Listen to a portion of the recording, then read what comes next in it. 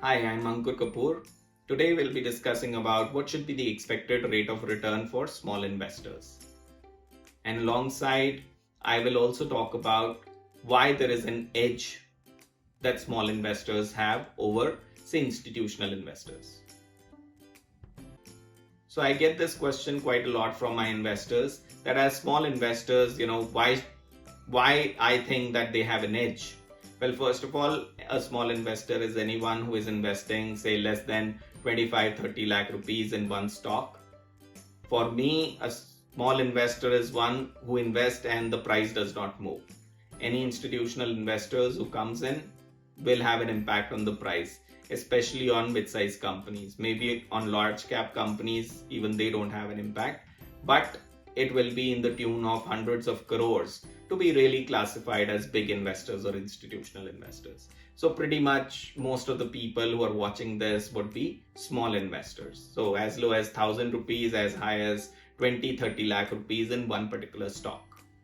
So now I talk about why they have an edge. Well, first of all, fund managers work for bonuses and salaries. So they have their own biases to be in tandem with the market. They do not have the so-called courage to stand against the market, because that will make them look very bad if the market turns up and their portfolio is not doing well.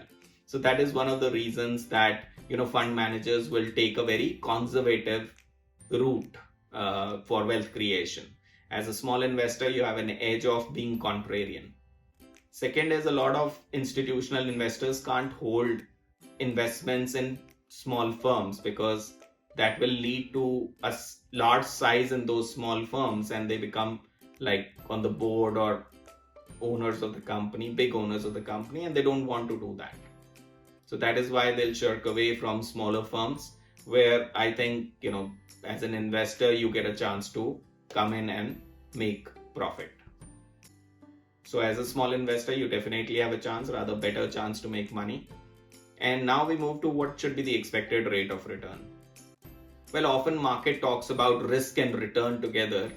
There is only one risk, which is risk of capital. So as a rule, the number one rule should be you should never lose your capital. Second is you should be able to beat inflation. The rate of return that you are making should be able to beat inflation.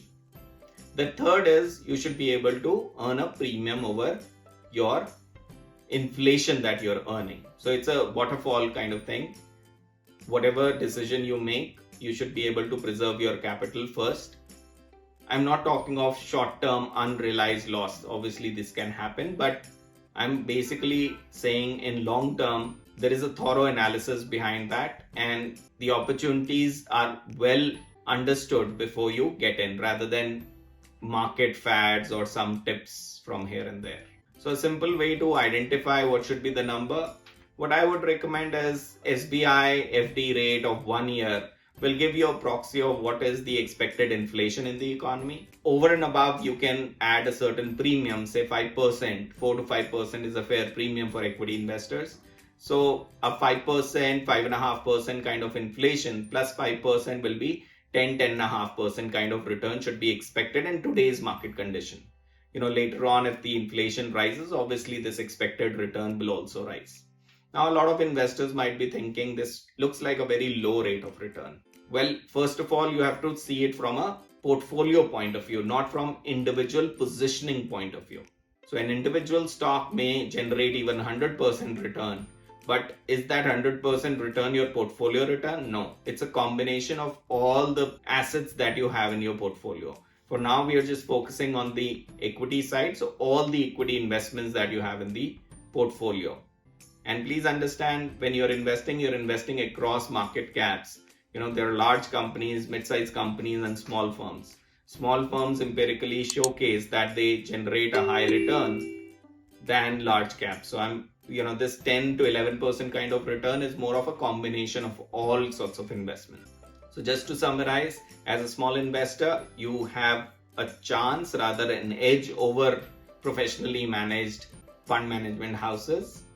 And secondly, your expected rate of return should be linked with the inflation and a premium on top of it. Any other return that you might be eyeing, say 20-30% return because of the recent past, is just signing up for disappointment. I hope you like the video. Thank you for watching.